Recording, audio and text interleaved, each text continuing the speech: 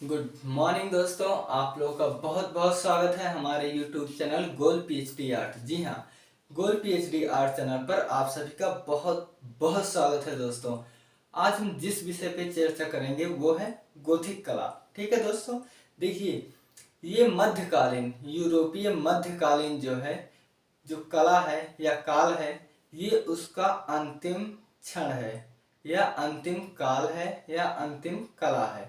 आप कुछ भी समझ सकते हैं दोस्तों। ठीक है, देखिए ईसाई कला को चार भागों में बांटा गया। पहला था प्रारंभिक ईसाई, दूसरा बाइजेंटाइन, तीसरा रोमनस और चौथा गौथिक। तो जो चार भाग बांटा गया था वो गौथिक कला यही है दोस्तों। ठीक है, ये कहाँ है? ये फ्रांस में है। और इसकी प्रारंभ कब हुआ? तो ये 12वीं सदी में प्रारंभ हुआ। देखते हैं दोस्तों, हम लोग समय ज्यादा न लेते हुए आप लोग नोटबुक और पेन साथ रखिए, हमारे साथ लिखते समझते हुए चलिए। ठीक है दोस्तों, देखिए सर, गोथिक कला 12वीं से 15वीं शताब्दी में है, ये फ्रांस में है।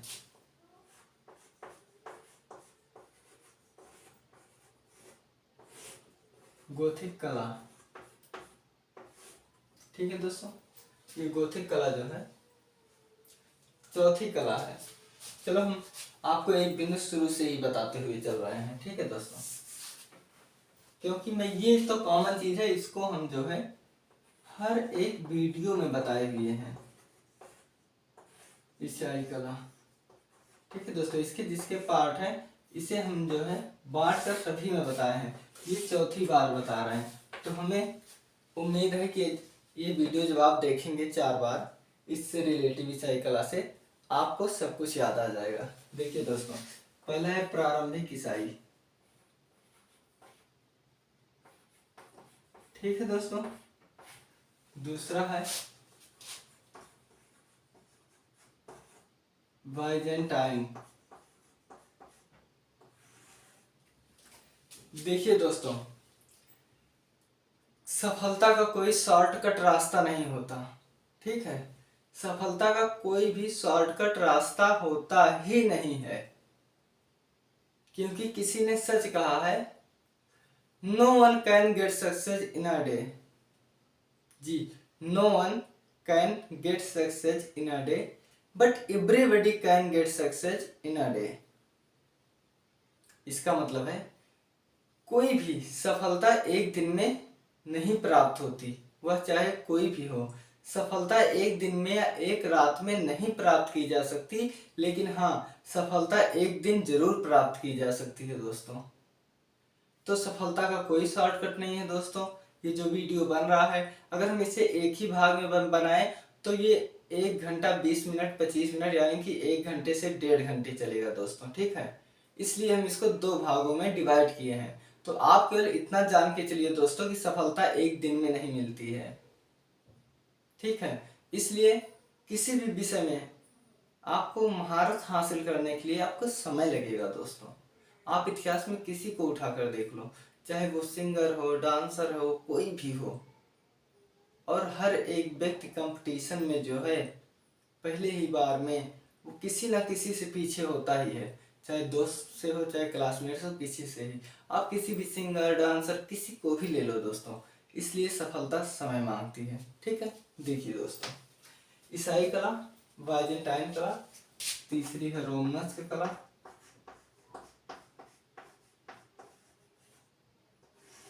चौथी है गोथिक कला।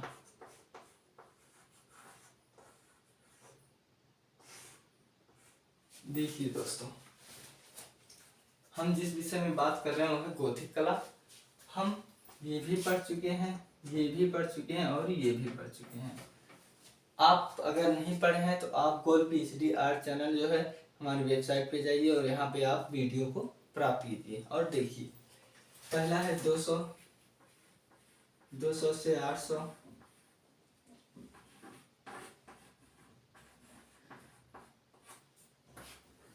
दूसरा है दोस्तों 330 से 1450,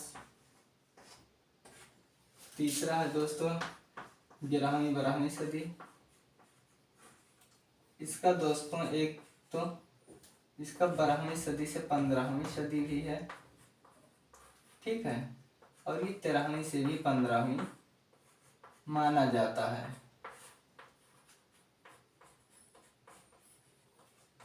ठीक है दोस्तों, तो देखिए हम लोग गोथिक कला के बारे में बात करें। देख लीजिए, आप make a point of it, या make a point of it मतलब गांठ बांध लो दोस्तों। किस चीज का?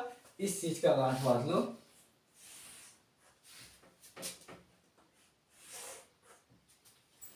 आपका जो ईसाई कला और बाइजेंटाइन कला है, ये आपका इटली में है, और ये जो रोमनस्क और गोथिक है, ये आपका फ्रांस में है।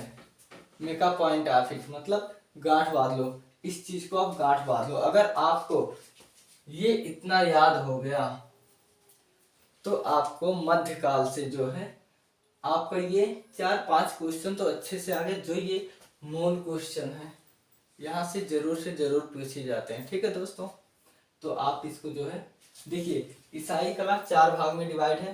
प्रारंभिक ईसाई, बाइजेंटाइन और रोमनस्क एवं गोथिक कला। आपका जो प्रारंभिक ईसाई है 200 से 800 ईस्वी है। उसके बाद जो आपका बाइजेंटाइन है 330 से लेके 1450 तक है। जी हाँ दोस्तों, रोमनस्क कला 11वीं शताब्दी है, और जो आपका गोथिक कला है 12वीं से 15वीं शताब्दी है, क्योंकि 15वीं के बाद पुनर्जागरण काल लग जाता है। ठीक है दोस्तों, तो आज हम जिस विषय पे चर्चा कर रहे हैं वो आपका गोथिक कला है दोस्तों। ये 12वीं सदी से 15वीं है। कहीं कहीं जो है दोस्तों ना, इसके प्रमाण जो मिले हैं 13वीं से 15वीं भी मिले हैं, अभी 11वीं से 12वीं के मिले हैं। क्योंकि देखो, ये जो आपका बाइजेंटाइन कला है, सॉरी, ये जो आपका रोमनस कला है 11वीं से 12वीं, यहाँ के ही कलाकार तो वहां गए थे, प्लस बाइजेंटाइन कलाकार के भी कलाकार वहां गए थे। तो इसीलिए दोस्तों ऐसे ही कुछ कारण रहे होंगे इतिहास में। आपको यही 12 से 15 भी मिलेंगे और 13 से 15 भी मिलेंगे। तो दोस्तों हम लोग समय को ज्यादा न नष्ट करते हुए सीधे हम लोग दोस्तों पॉइंट पर आते हैं। ठीक है दोस्तों,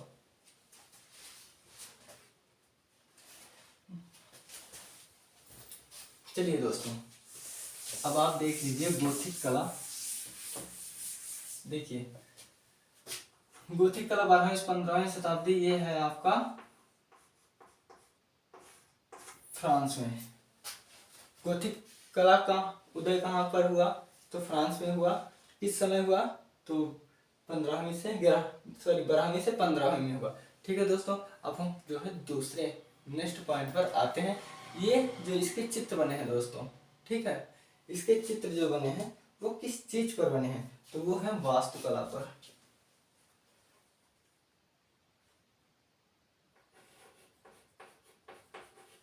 वास्तु कला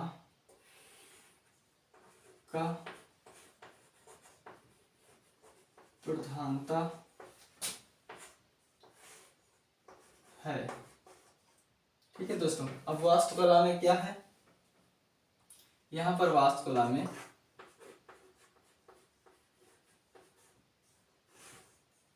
गिरजाघर,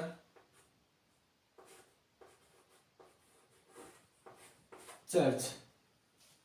ठीक है दोस्तों, यहाँ पर जो है वास्तुकला की प्रमुखता है जो गिरजाघर और चर्च में है। ठीक है दोस्तों, देखिए वास्तुकला का प्रमुखता, पहले कि आप जान लीजिए वास्तुकला के अंतर्गत क्या आता है। वास्तुकला के अंतर्गत भवन निर्माण आता है। ठीक है, भवन, मंदिर, घर, गिरजाघर, ये सभी जो है दोस्तों ये आपके ये आपके वास्तुकला में आते हैं। ठीक है दोस्तों, देखिए ये कला जो है 64 प्रकार की कलाएं होती हैं। इसमें जो है 5 जो होती हैं दोस्तों, वो आपका जो है वो ललित कला होती है। चित्रकला, मूर्त कला, वास्तुकला, संगीत कला और काव्य कला। ठीक है दोस्तों, तो उसी में से ये एक है आपका वास्तुकला। तो देखिए दोस्तों, हम जब वीडियो बनाएंगे तो उसमें 64 कलाओं का वर्णन करेंगे, इसलिए हम लोग सीधे पॉइंट पर आते हैं। ठीक है दोस्तों, ये आपकी है वास्तुकला का प्रधानता। जो वास्तुकला का प्रधानता है दोस्तों ना, वो यहीं से। अब आप देख लीजिए स्टेन ग्लास क्या है। स्टेन ग्लास, स्टेन ग्लास क्या है दोस्तों? स्टेन ग्लास जो शीशे पर चित्रकारी की जाती है, चित्रण की जाती है, वही आपका स्टेन ग्लास है। स्टेन ग्लास है दोस्तों।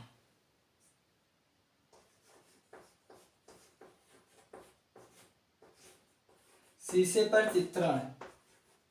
ठीक है दोस्तों, आपका ये जो है दोस्तों शीशे पर चित्रण, यही आपका है। अब देखिए गोथिक कला, गोथिक कला का उदय कहाँ से हुआ। ठीक है दोस्तों, हम ये देखते हैं कि गोथिक कला का उदय कहाँ से हुआ। तो गोथिक कला का उदय या उत्पत्ति, गोथिक कला की उत्पत्ति कहाँ से हुई है। तो ये दोस्तों जो है गोथ एक जनजाति है।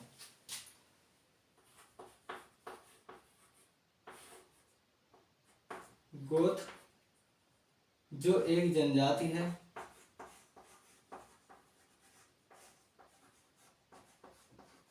जो एक जनजाति है, जो जर्मन में है,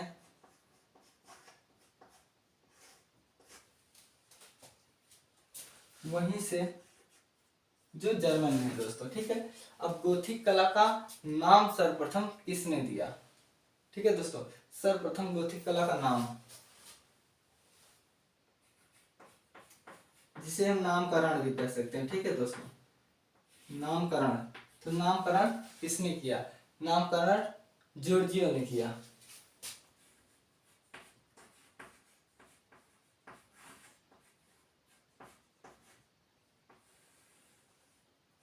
नामकरण दोस्तों आपके जॉर्जियो ने किया। ठीक है दोस्तों, अब ये आपके जो जॉर्जियो जिन्हें नामकरण किया है दोस्तों, ये आपका नामकरण करता दोस्तों जॉर्जियो है। ये जॉर्जियो आपकी जो है बाइजेंटाइन कला के अंतर्गत भी ये आए थे दोस्तों। ठीक है, अब हम जो है देखते हैं कि स्टेन ग्लास का प्रयोग कहाँ पर हुआ है। तो इसे जो है देखिए दोस्तों, स्टेन ग्लास, शांत संगीत, ये सब पॉइंट है दोस्तों, आप लोग लिखते भी चलिए। ठीक है दोस्तों, शांत संगीत,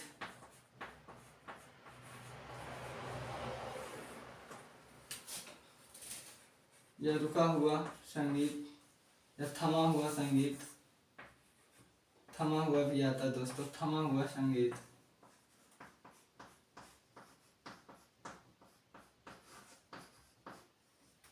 ये सब एक ही है दोस्तों। या फ्रोजल आर्ट, फ्रोजल म्यूजिक,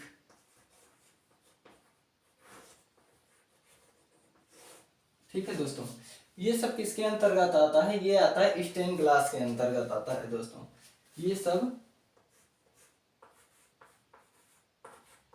स्टेन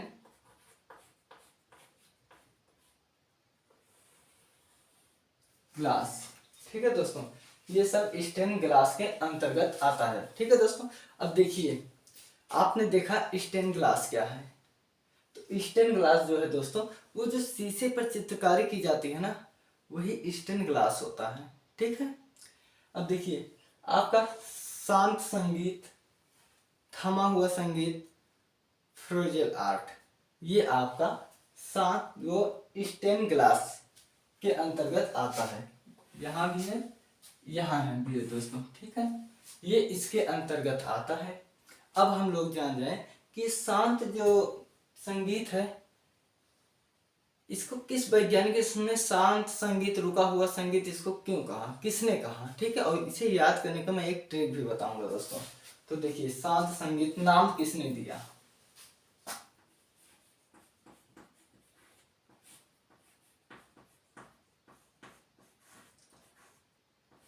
ये जो शांत संगीत वाला है दोस्तों ना, इसको एक कवि थे। ठीक है दोस्तों, एक कवि थे। तो ये शांत संगीत हमें दोस्तों तीर मार के हम कर दे रहे हैं। ठीक है, ये जो शांत संगीत है दोस्तों, इसको कवि थे एक कवि दांते ने शांत, कवि दांते जी ने शांत संगीत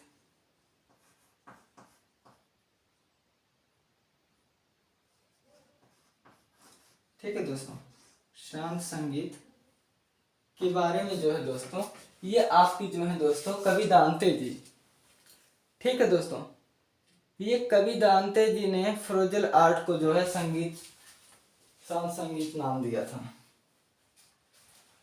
ये इटली के थे।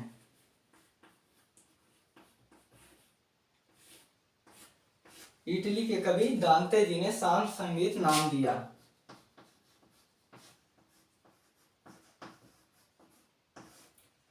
ये तो आपका एक पॉइंट हो गया दोस्तों, ठीक है। अब आप इसको देखिए, जब कोई हंसता है, मैं जो ट्रिक याद किया हूं मैं आपको बता रहा हूं, ठीक है दोस्तों। जब कोई हंसता है, मान लो कोई हंस रहा है, आपको गुस्सा आ रहा है, तो आप क्या बोलते हो कि दांत मत फाड़ो या दांत बंद करो या चुप रहो। तो इसे देखो, दांत बंद करो। जब कोई हंसता है तो अगर दांत बंद करेगा ऐसे, या मुंह बंद करो, तो जब कोई मुंह या दांत बंद करेगा ऐसे हो जाएगा, मतलब वो शांत हो गया। तो देखो, जो शांत संगीत की बात है, तो मुंह बंद कर लो बस, या दांत मत दिखाओ या दांत मत फाड़ो, ठीक है, दांत मत दिखाओ, ऐसे ही लो। जब कोई शांत कब होता है, जब वो अपना मुंह बंद करेगा। और वो मुंह बंद कब करेगा, जब वो अपना दांत अंदर करेगा, ऐसे, ठीक है। तो शांत संगीत नाम किसने दिया, दांते ने। दांत संगीत मतलब चुप रहना, ठीक है दोस्तों, आप ऐसे ही जानिए, ठीक है। बस ये आपका इटली के, जो इटली के कवि हैं दांते जी ने शांत संगीत नाम दिया है, ठीक है दोस्तों, ये हो गया। अब इसके बाद दोस्तों हम लोग देखते हैं कि ये जो शांत संगीत नाम दिया गया है, ये दांते जी ने इसको दिया है, ये बात ठीक है। अब हम देख लेते हैं इटली के प्रथम चित्रकार,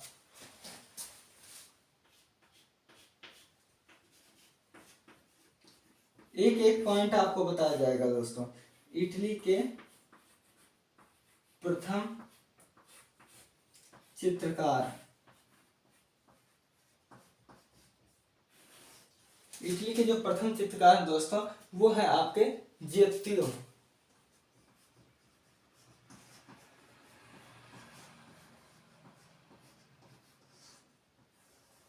जियोत्तियो हैं। और इटली के द्वितीय कलाकार, इटली के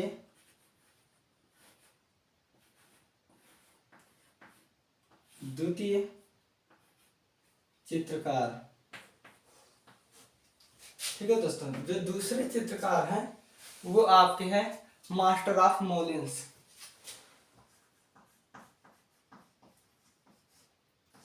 master of Molins, master of Molis, ठीक है दोस्तों। देखिए, ये आपके जो इटली के प्रथम चित्रकार हैं दोस्तों, ये है आपके जियोत्तियो, ठीक है दोस्तों। और ये जो दूसरे हैं इटली के द्वितीय चित्रकार, ये भी आपके जो है दोस्तों वो मास्टर ऑफ मोलिस हैं, ठीक है। अब हम देख लेते हैं कि ये दोनों क्या है। तो ये जो है दोस्तों, ये इटली के पितामह हैं, इटली कला के पितामह,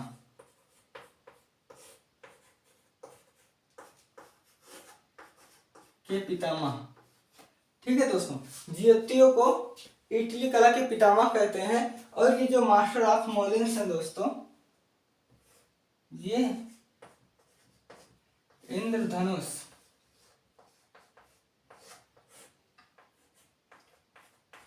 रंग से संबंधित हैं, आप ऐसे जानिए।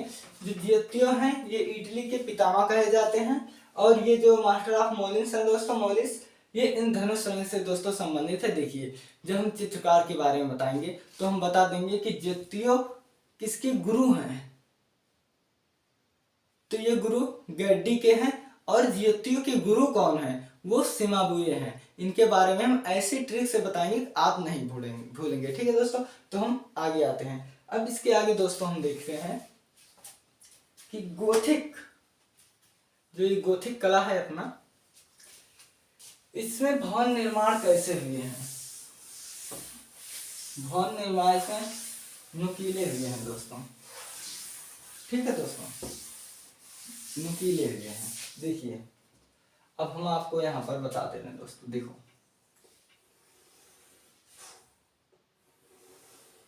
आप मूवियों में आप देखे होंगे दोस्तों।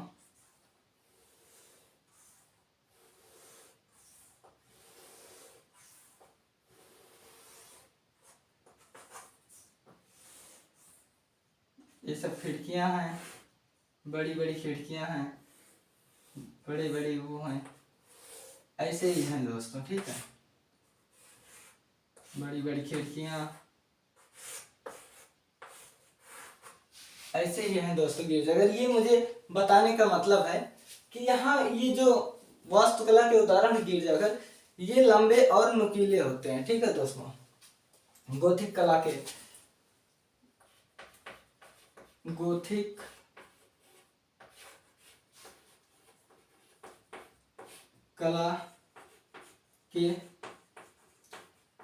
स्तंभ, खिड़कियां व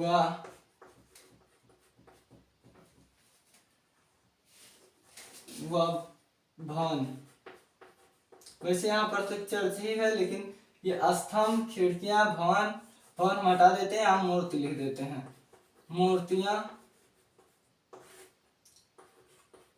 लंबी लंबी लंबी लंबी हैं, ठीक है दोस्तों। और भवन या चर्च जो है दोस्तों, या ये देखिए आप, स्तंभ, खिड़की और मूर्ति जो है दोस्तों, ये आपकी लंबी लंबी है, ठीक है दोस्तों। और अब ये आता है कि गोथिक कला कैसी है, तो ये जो है गोथिक कला, ये नुकीली है, ठीक है। जो चर्च बने हैं दोस्तों, चर्च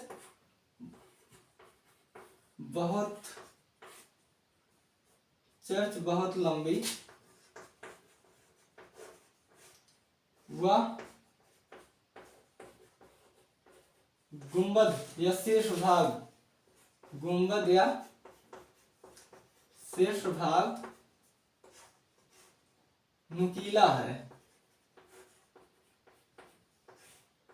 ठीक है दोस्तों। इसका देखिए जो शीर्ष भाग है ये बहुत नुकीला है दोस्तों, ठीक है। तो मैं केवल आपको समझाने के लिए ये बनाया था कि ये बहुत नुकीला है दोस्तों, ठीक है। अब इसके बाद जो आता है दोस्तों, देखिए ये आपका चर्च है। मैं एक मिनट देख लूँ वीडियो में ये जो है आ रहे हैं साफ साफ कि नहीं आ रहे हैं दोस्तों, मतलब वर्ड जो है वो आ रहे हैं दोस्तों, ठीक है। अब ये जो आपका गोथिक कला है, इसका दूसरा नाम क्या है, तो इसका जो दूसरा नाम है दोस्तों, वो है आपका गोथिक कला का दूसरा नाम,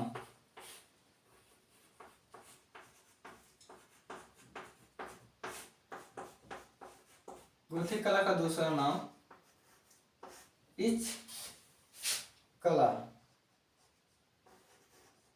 जी हाँ दोस्तों, ये गोथिक कला का जो दूसरा नाम है ना दोस्तों, इसे इच कला के नाम से जाने जाते हैं, ठीक है। अब हम आगे आते हैं दोस्तों कि टिसरई क्या है। जी हाँ, टिसरई, गोथिक कला में टिसरई क्या है। गोथिक कला में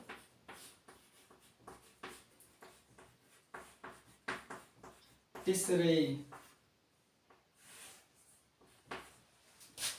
टिसरई क्या है, कहीं कहीं ऐसे भी टिसरई है और कहीं कहीं ऐसे टिसरई है।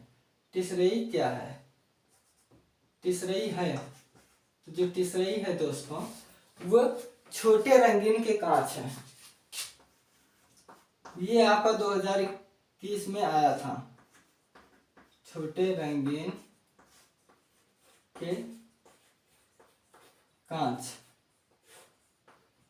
ठीक है दोस्तों। छोटे रंगीन के कांच जो टुकड़े होते हैं, आप ऐसे समझिए, वो जो है गोथिक कला में टिसरई होते हैं। अब गोथिक कला प्रसिद्ध क्यों है,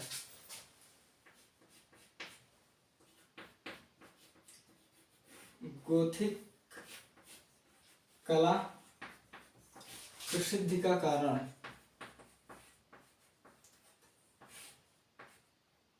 प्रसिद्ध क्यों प्रसिद्ध है, गोथिक कला प्रसिद्ध है, तो वो रंगीन या रंजित कांच के लिए, रंजित जिसे रंगीन भी कहते हैं, रंगीन कांच। ठीक है दोस्तों, ये आपका जो है गोथिक कला, ये रंगीन कांच के लिए ये जो है दोस्तों सबसे ज्यादा जिस लिए प्रसिद्ध है तो वो आपका है रंगीन कांच के लिए। ठीक है दोस्तों, अब हमने बता दिया कि इसमें जो गुंबद थे वो अति नुकीले थे या बहुत नुकीले थे। ठीक है दोस्तों, बहुत लंबी और इसके शीर्ष नुकीले थे। ठीक है दोस्तों, हो गया, गोथिक कला क्या है, नुकीले है। अब हम देख लेते हैं दोस्तों कि यहाँ पर जो है स्टेन ग्लास जो है 1240 के मध्य में हुआ है। स्टेन ग्लास विकास हुआ, स्टेन ग्लास का विकास। ठीक है दोस्तों, स्टेन ग्लास का जो विकास हुआ है दोस्तों, जो स्टेन ग्लास का विकास हुआ है दोस्तों 1240 में। ठीक है दोस्तों, वो है 1240। जी हाँ दोस्तों, देखिए स्टेन ग्लास का जो विकास हुआ है दोस्तों वो है 1140 में। ठीक है, अब आपका जो ये भी किस रही है, बहुत ही इंपॉर्टेंट क्वेश्चन था दोस्तों। ठीक है दोस्तों, तो इसको भी आपने समझ लिया और जान लिया। ठीक है दोस्तों, अब हम देखते हैं जो हम अन्य चीज अब देखते हैं इस गोथिक शैली के अंतर्गत। ठीक है दोस्तों, तो हम देखते हैं इसका चरमोत्कर्ष काल।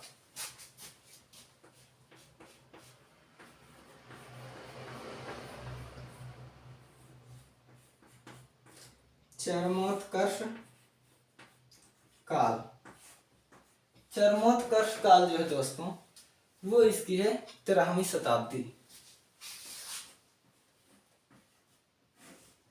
13वीं सदी। ठीक है दोस्तों, देखिए ये जो आपका है ये है 13वीं सदी। चरमोत्कर्ष काल दोस्तों आपकी है 13वीं सदी। ठीक है दोस्तों, अब हम लोग देख लेते हैं कि इसमें जो है गोथिक कला के जो है प्राचीन, सबसे प्राचीन या सबसे पुराना जो है दोस्तों, देखिए गोथिक कला का सबसे प्राचीन या सबसे पुराना प्रमाण कहाँ से मिलता है। ठीक है दोस्तों, तो वो आपका मिलता है सेंट डेनिस के गिरजाघर से। ठीक है दोस्तों,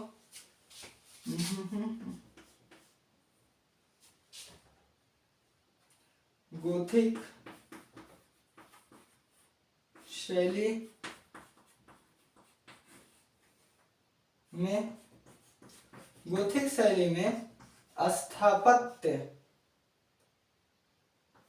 ठीक है दोस्तों, स्थापत्य, गोथिक शैली में स्थापत्य। ठीक दोस्तों,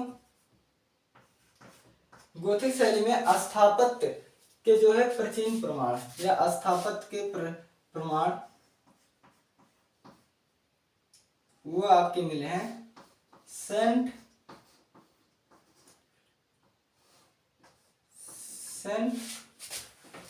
डेविड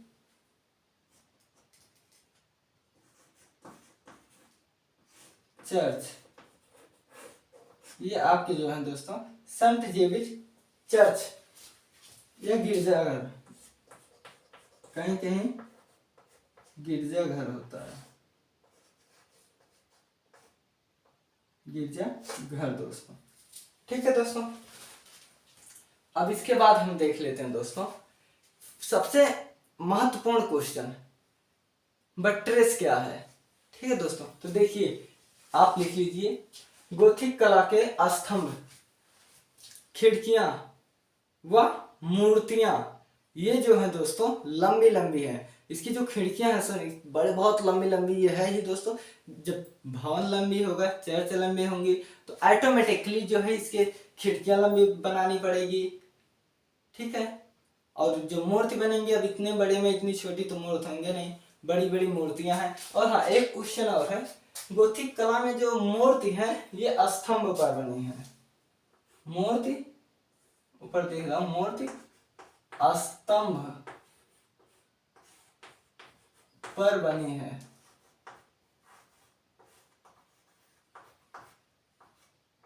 ठीक है दोस्तों, अब आप लिखते हुए चलिए। देखिए, गोथिक कला का स्तंभ, खिड़की व मूर्ति जो है वो बहुत लंबी लंबी है। ठीक है दोस्तों, और ये जो मूर्ति है वो स्तंभ पर बनी हुई है। और दूसरा पॉइंट है, चर्च बहुत नुकीली है इसके दोस्तों, बहुत लंबी और बहुत नुकीली है। आप जो है मोबाइल फोन में इसके तस्वीर देखे होंगे, आप तस्वीर देख लीजिए दोस्तों, बहुत ही ज्यादा नुकीली है। इसके बाद आता है दोस्तों दूसरा नाम। ठीक है, गोथिक कला का दूसरा नाम, इसे इच कला भी कहते हैं। ठीक है दोस्तों, इसके बाद आता है टिसरई क्या है। गोथिक कला में टिसरई क्या है, तो दोस्तों जो इसमें रंगीन कांच का प्रयोग है ही, नो डाउट। ठीक है, उसमें जो छोटे छोटे टुकड़े हैं, ठीक है, इसमें जो रंगीन कांच के छोटे छोटे दोस्तों टुकड़े हैं वही टिसरई कहते हैं। ठीक है दोस्तों, इसके बाद आता है गोथिक कला का प्रसिद्धि। क्या प्रसिद्ध है, तो गोथिक कला में दोस्तों रंगीन कांच बहुत प्रसिद्ध है। ऊपर से ही ये पूछ लेता है कि गोथिक कला क्यों प्रसिद्ध है, तो ये रंगीन कांच या रंजित कांच भी इसे कहते हैं, उसके लिए प्रसिद्ध है। अब स्टेन ग्लास क्या है दोस्तों, तो आप लोग एक सुने होंगे पेंसिल है वो जो है ग्लास पेंसिल, वो आपके शीशे पर चलता है। ठीक है दोस्तों, तो आप उसी से याद कर लीजिए। ये जो स्टेन ग्लास है दोस्तों, ये शीशे पर चित्रण किया जाता है। ठीक है, और इसका विकास जो है उस 1440 में हुआ था। अब इसके बाद चरमोत्कर्ष काल देख लेते हैं दोस्तों। 12वीं से 15वीं इसके जो है दोस्तों काल है, समय अवधि है। तो इसका जो 13वीं अवधि है दोस्तों, 13वीं शताब्दी, ये इसका चरमोत्कर्ष काल है दोस्तों। इसके बाद आता है गोथिक शैली में स्थापत्य के प्रमाण, प्राचीन प्रमाण, तो ये सेंट डेविड चर्च से है। ठीक है दोस्तों, और अब हम देख लेते हैं। देखो, फ्लाइंग बेटर्स किसे कहते हैं, इसका प्रयोग किस चर्च में हुआ है। ठीक है दोस्तों,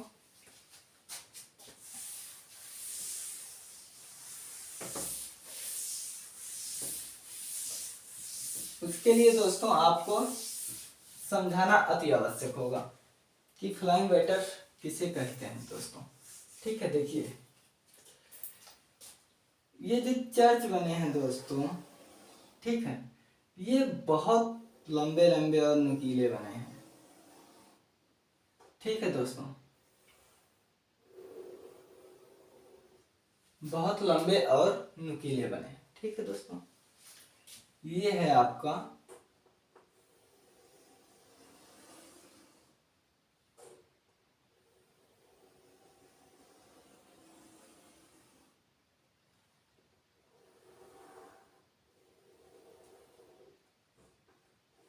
ठीक है दोस्तों, हो रहा है ना नुकीला। ये आपका है चर्च। ठीक है, देखिए जब इतनी लंबी दीवार होगी, ठीक है, जब इतनी लंबी दीवार होगी तो इसको सपोर्ट की जरूरत पड़ेगी, क्योंकि इतनी लंबी दीवार कभी भी गिर सकती है दोस्तों। ठीक है, गिर सकती है। तो जो है दोस्तों, देखो हम लोगों के यहाँ जब दीवारें गिरती थी या दीवार जब बनते थे तो उसमें बांस के ऐसे टेके लगा दिए जाते थे ऐसे। मान लो ये छप्पर है दोस्तों। ठीक है दोस्तों, मान लो ये छप्पर है। ठीक है दोस्तों, मान लो ये छप्पर है। ठीक है दोस्तों, ये सब दीवार है। तो मान लो बरसात के दिनों में जिसके घर कच्चे होते थे दोस्तों, वो लोग यहाँ से एक लकड़ी के स्तंभ लगा देते थे ताकि दीवार न गिरे। ठीक है दोस्तों, यही चीज जो है ठीक इसमें भी हुआ है। अब जब इतनी लंबी दीवारें होंगी दोस्तों, तो जाहिर सी बात है किसको जो है सपोर्ट की जरूरत पड़ेगी बाहरी। तो देखिए हम कहीं कहीं आप गांव घर में भी देखे होंगे कि जब दीवारें लंबी होती है, मान लो दीवार है तो इसके बगल ऐसे ऐसे एक दो दीवार बना देते हैं।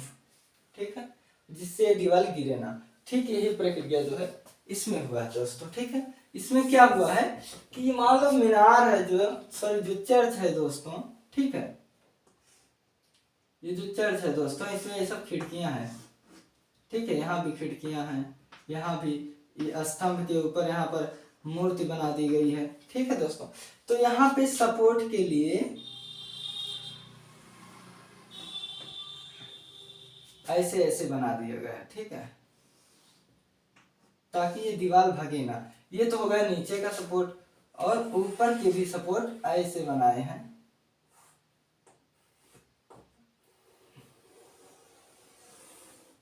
ये ऊपर की जो सपोर्ट है दोस्तों उसको ये ऐसे सपोर्ट दिया गया है, ऐसे सपोर्ट दिया गया है। यहाँ भी ऐसे ही हुआ है दोस्तों, ठीक है, यहाँ भी ऐसे सपोर्ट बनाया गया है, ठीक है। और जो इसके बाद है दोस्तों, इसके बाद यहाँ से ऐसे बनाया गया है, यहाँ से ऐसे बनाया गया है, ठीक है दोस्तों। तो देखिए आपका बात है, हम जो बता रहे हैं दोस्तों, फ्लाइंग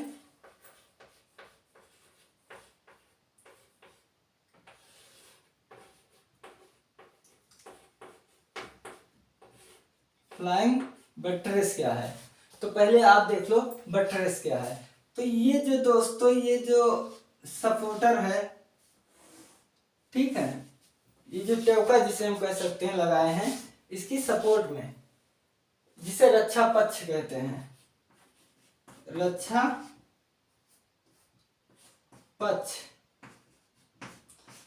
इसी को दोस्तों, इसी का दूसरा नाम जो है वो बट्रेस है, इंग्लिश शब्द है बट्रेस, ठीक है। इसी को यानी कि जो रक्षा स्तंभ होता है जिसे गांव में थूनी टेवका कहते हैं, वह चर्च में वो भी चीज लगा है, तो वो यहाँ पर बट्रेस है। अब फ्लाइंग बट्रेस क्या है, फ्लाई का मतलब है उड़ना दोस्तों, ठीक है।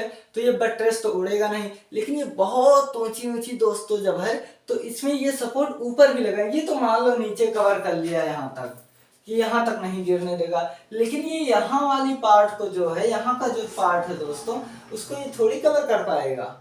मान लो यहीं से टूट कर गिर गया, तो इसीलिए ऊपर के सपोर्ट के लिए भी ये जो प्रयोग हुआ है, इसी को, ये जो सब हुआ है दोस्तों प्रयोग, इसी को फ्लाइंग बैटर्स कहते हैं, ठीक है, फ्लाइंग बैटर्स, इसी को फ्लाइंग बैटर्स कहते हैं, ठीक है दोस्तों। आप एक ही चित्र में सब समझते हुए चलिए, बाकी हम लिखा देंगे, ठीक है। अब इसमें जो प्रयोग हुए कांच की खिड़कियां, ठीक है दोस्तों, इसमें ये जो कांच की खिड़कियां हैं, देखिए आप कोई भी कांच की जब खिड़की लेंगे रंगीन कांच की, मान लो ये रंगीन कांच का टुकड़ा है, तो इसमें एक ऐसे ऐसे छोटे छोटे छोटे छोटे छोटे छोटे छोटे छोटे छोटे छोटे आकृति जैसी बनी होती है, ठीक है, यहाँ भी होती है दोस्तों। मैं आपको रूम में देखिए जो बेड होता है, जिसके घर में बेड होगा वो लोग देखे होंगे, जो उसमें अलमारी बनी होती है ऐसे सरकाने वाली, उसमें जो कांच लगे होते हैं दोस्तों, उसमें ऐसे ऐसे हैं। प्रेजेंट टाइम पे दोस्तों कैमरे के उस साइड जो है दोस्तों, ये मेरा रूम ही है, कैमरे के उस साइड जो इसमें लगे हैं कांच, रंगीन कांच दोस्तों, उसमें ऐसे ऐसे आकृति है। मेरे इस बेड में ऐसे है, इसमें ऐसे ऐसे ऐसे ऐसे ऐसे ऐसे आकृति है। तो देखिए दोस्तों, इसमें भी जो कांच लगे हैं ना दोस्तों, इसमें भी आकृति है, लेकिन वो ऐसी ऐसी आकृति ना होके उसमें ऐसी ऐसी आकृति है, जैसे लग रहा है मानो यहाँ पर अंकित हो, ठीक है दोस्तों। जो कांच लगे हैं उसमें जैसे लगता है मानो अंकित हो। तो देखिए दोस्तों, अब हम सीधे पॉइंट पर आते हैं दोस्तों। आपने देख लिया कि इसमें बड़े बड़े जो नुकीले होते हैं फ्लाइंग बैटर्स किसे कहते हैं, मेरा ये मतलब था। तो फ्लाइंग बैटर्स जो है चर्चों में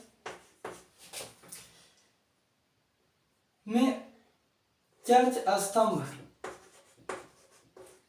चर्च के स्तंभ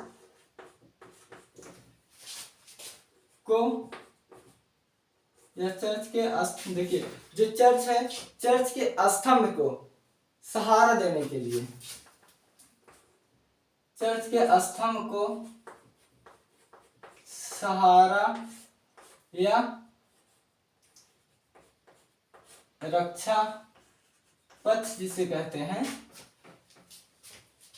के लिए बट्रेस, सहारा देने के लिए जिस स्तंभ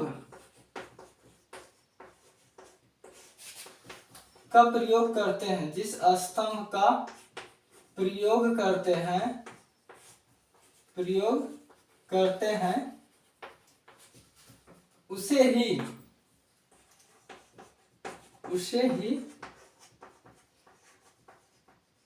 बट्रेस कहते हैं। ये आपका हो गया बट्रेस। अब फ्लाइंग बट्रेस किसे कहते हैं दोस्तों, ये देख लीजिए। फ्लाइंग बट्रेस जो ऊपर की मीनार, चर्च की जो ऊपर के भाग को, चर्च के ऊपरी भाग के जो रक्षा पक्ष होते हैं उसे फ्लाइंग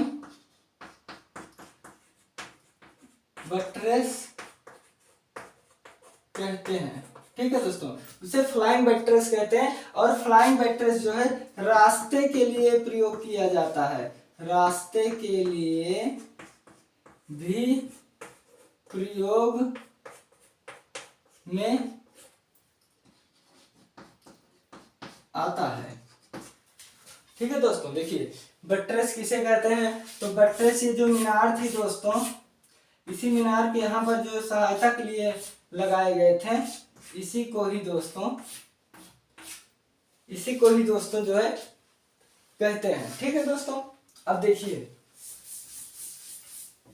फ्लाइंग बट्रेस किसे कहते हैं, तो चर्च में जो चर्च की जो बड़ी स्तंभ होती है, उसके जो सपोर्ट के लिए, उसकी मदद के लिए जो रक्षा पक्ष लगाए जाते हैं, गांव में जिसे थोनी कहते हैं, थोनी या टवका जो लगाए जाते हैं, उसे इस भाषा में जो है बट्रेस कहते हैं। और जो ऊपर की तरफ लगाए जाते हैं दोस्तों, उसे फ्लाइंग बट्रेस कहते हैं। और जो नीचे जमीन से लगाए जाते हैं उसे जो है बट्रेस कहते हैं। और ऐसा मानना है कि जब आप जो है देखेंगे चर्च को, तो ऐसे लगता है जैसे वो अपने हाथ ऐसे जमीन पर रखा हुआ हो, इतने लंबे हैं। तो क्यों लगता है, क्योंकि उसके जो फ्लाइंग बड़ा है, उसके बगल जो सपोर्टर के लिए फ्लाइंग बट्रेस लगे हैं, तो वो ऐसा प्रतीत होता है जैसे वो अपने पांव जो है, जो अपने हाथ जैसे लगता है वो जमीन पर रखे हुए हैं दोस्तों। ठीक है, आप समझते हुए चलिए। अब इसके बाद फ्लाइंग बट्रेस का किस चर्च में प्रयोग हुआ है, चर्च में प्रयोग, इसको हम यहां से ऐसे भी खींच सकते हैं। ठीक है, चर्च में प्रयोग, तो जिस चर्च में है दोस्तों वो है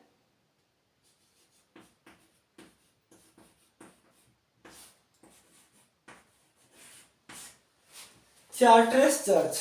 ठीक है दोस्तों, ये जिस चर्च में फ्लाइंग बट्रेस का प्रयोग हुआ है दोस्तों, ठीक है, ये आपका है फ्लाइंग चर्च का जिसमें प्रयोग हुआ है दोस्तों चार्टर्स में, वो आपका है जो है चार्टर्स चर्च। ठीक है दोस्तों, अब इसके बाद जो है दोस्तों हम लोग सीधे इसके जो चित्रकार हैं, केवल आज हम इस वीडियो में चित्रकार के नाम पढ़ेंगे, फिर उस चित्र इसमें दोस्तों चित्रकारों को जानना बहुत आवश्यक है, इसलिए अब हम इसके जो है चित्रकार बता दे रहे हैं। हम सभी चित्रकार को लगभग एक ही में बता दे रहे हैं जो प्रमुख है, और उसको हम कल डिवाइड करके फिर बताएंगे। ठीक है दोस्तों, देखिए इसमें जो चित्रकार है दोस्तों, चित्रकार गोथिक कला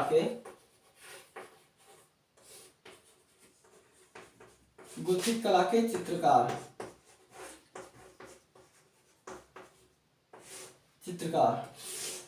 तो पहले हैं दोस्तों सिमाबुए।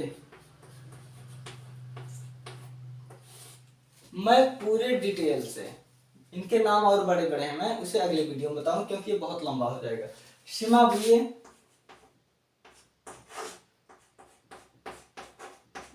जेत्यो, और एक है आंद्रिया आर्केना।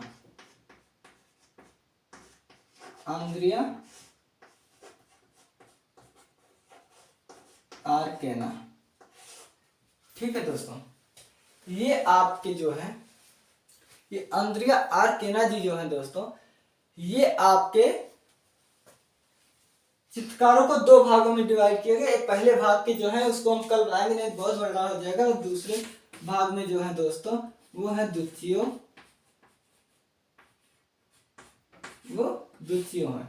देखिए दोस्तों, ये द्वितीय जो है ये ये सीमाबुए जो है दोस्तों, सीमाबुए और जियत्तो, ये इटली के पितामह हैं। और ये हैं सिएसा, सॉरी सियन्ना है, हाँ ये सियन्ना के पितामह हैं, के पितामह ये है दोस्तों सियन्ना के पितामह। और ये जो सीमाबुए और जियत्तो है ये इटली के पितामह हैं। ठीक है दोस्तों, तो इसमें और भी अन्य कलाकार हैं।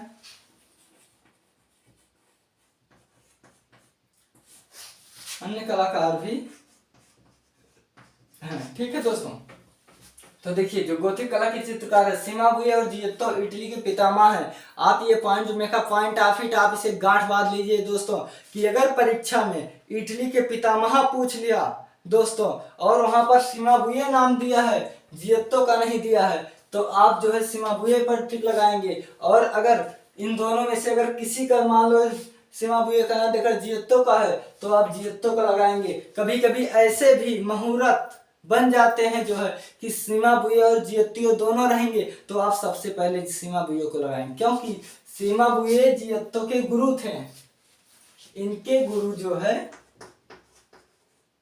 इनके गुरु सीमाबुए थे और इनके ये शिष्य थे दोस्तों। ठीक है, तो हमेशा पहले गुरु का नाम ही आएगा। ये हमारे भारतीय संस्कृति का जो है एक, क्योंकि गुरु ही ज्ञान देता है। सीधे सीधे कहा गया है कि गुरु गोविंद दोनों खड़े काके लागो पाए, पर बलिहारी गुरु आपने गोविंद दियो बताए। क्योंकि गोविंद को किसने बताया? हम लोगों को हमारे गुरु ने ही साक्षात बताए। या हम लोग को ज्ञान कौन दे रहा है? तो गुरु ही हम लोगों को ज्ञान दे रहे हैं। तो सबसे बड़ा कौन है? गुरु ही। तो इसलिए जहां सिचुएशन बनेगी कि गुरु शिष्य दोनों का नाम आएगा, वहां आप सीधे जो है सीमाबुए को लगाएंगे।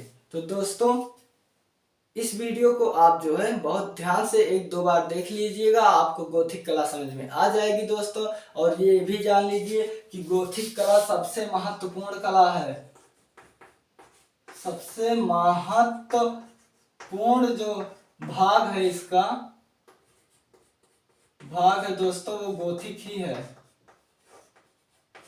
ठीक है दोस्तों, तो सबसे महत्वपूर्ण भाग है वो गोथिक कला ही है। इसलिए आप इसे ध्यान से पढ़िए। मैं नहीं चाहता कि एक भी क्वेश्चन आपका जो है आप भूलें या आपका एक भी क्वेश्चन गलत हो। ठीक है दोस्तों, इसलिए आप इन सबको जो है एक दो बार देख लीजिएगा। वीडियो को लाइक कर दीजिए और हमारे चैनल को सब्सक्राइब कर दीजिए। जो आपके फ्रेंड हो तैयारी कर रहे हो उनको जो है आप सब्सक्राइब करा दीजिए। ठीक है दोस्तों, तो ये वीडियो आपको कैसा लगा आप लोग कमेंट में जरूर बताइएगा दोस्तों। उसके बाद, जी हाँ, उसके बाद आप जो है मैं क्या बोलने वाला था, इसके बाद दोस्तों आप लोग बहुत ध्यान से इस वीडियो को, आप लोगों ने बहुत ही ध्यान और संयम से इस वीडियो को देखा, उसके लिए आपका सादर आभार। जय श्री राम दोस्तों, गुड मॉर्निंग, आपका दिन मंगलमय हो। जय श्री राम दोस्तों।